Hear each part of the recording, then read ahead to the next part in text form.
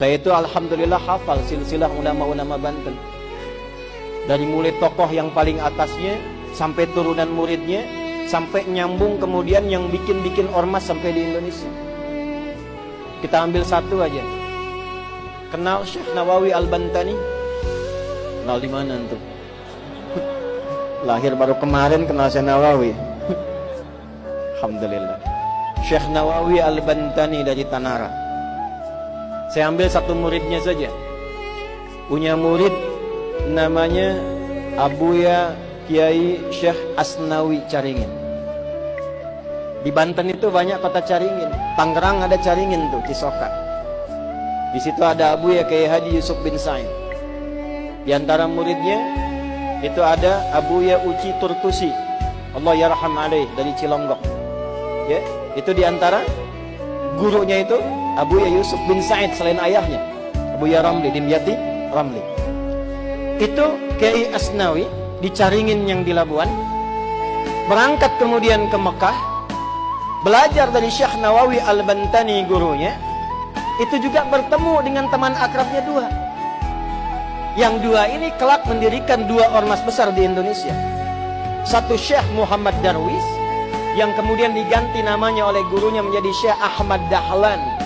Pulang kemudian ke Nusantara mendirikan Jam'iyah Muhammadiyah 18 November 1912. Satu lagi Hadratus Syekh Kiai Haji Muhammad Hashim bin Asy'ari, yang kemudian pulang ke Nusantara mendirikan Jam'iyah Nahdlatul Ulama 31 Januari 1926. Pulang. Dan ternyata ketika dilihat semua keakraban ini nyambung di nasab. Nyambung. Ada nasab guru, ada nasab asli ke atas. Dua-duanya nyambung. Kiai Haji Ahmad Dahlan bin Kiai Haji Abu Bakar, bin Kiai Ilyas bin Kiai Sulaiman, bin Demang Jurang Juru Kapindo, bin Demang Jurang Juru Sapisan, bin Kiai Grebek. Grebek 1, Grebek 2. Nah di Grebek 2 itu salah satunya kakek buyutnya Pak Erlangga, Pak. Naik ke atas, nyambung ke siapa? Ahmad Jumadil Kubra. Syekh Ahmad Jumadil Kubra itu sekarang masjidnya dan dhorihnya, peninggalannya itu ada di wilayah Semarang, mau arah ke arah Demak. Jadi kalau ada belok ke kiri itu sebelah kiri sebelum perempatan itu ada masjid warna hijau, kubahnya emas. Itu dhorihnya Syekh Ahmad Jumadil Kubra. Sebelum Universitas Sultan Agung itu ada tuh. Beliau keturunan siapa? Syekh Azmaskat. Ahmad kan keturunan siapa? Ali Zainal Abidin. Ali Zainal Abidin keturunan siapa? Al-Husain. Al-Husain siapa? Adiknya Al-Hasan. Al-Hasan siapa? Putranya Sayyidina Ali bin Abi Thalib karamahullahu wajhah. Siapa beliau? Suaminya Fatimah Az-Zahra bintu Rasulillah Muhammad sallallahu alaihi wasallam bin Abdullah bin Abdul Muttalib bin Hashim bin Abdul Manaf bin Qusay bin Murrah bin Kilab bin Ka'ab bin Ghalib bin Fihir bin Malik bin Nadar bin Kinana bin Khuzaimah bin Mudrikah bin Ilyas bin Nizar bin Mudar bin Ma'ad bin Adnan bin Addi bin Adri bin Muqawwam bin Nahur bin Tarikh bin Ya'rub bin Yasjub bin Nabi bin Ismail alaihi salam bin Ibrahim alaihi salam bin Azar atau bin Nahur bin Abir bin Kinan bin Arfakhshad bin Sam bin Nuh alaihi salam bin Matushalah bin Kinan bin Anwas bin Tis bin Adam alaihi salam. Sallu ala Nabi. Ulangi Pak Ketua DPRD.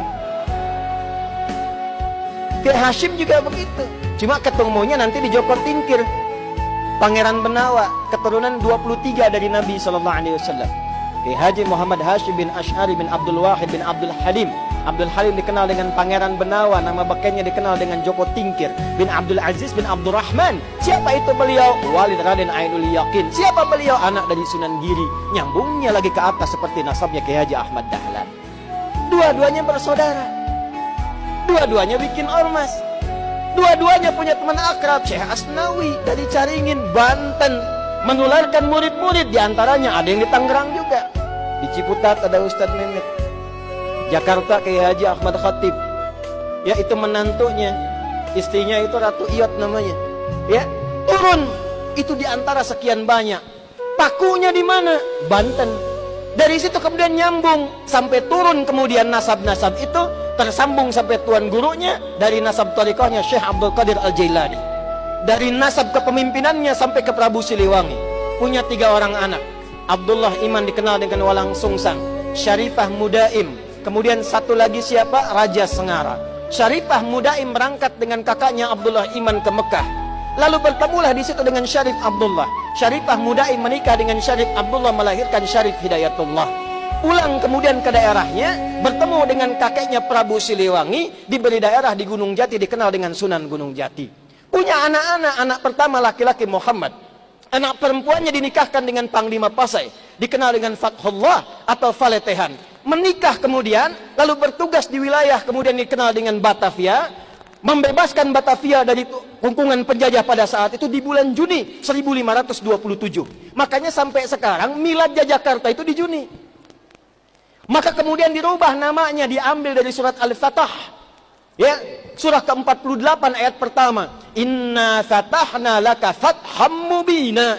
Fatham mubina itu bahasa lokalnya disebut dengan Jayakarta, disingkat menjadi Jakarta.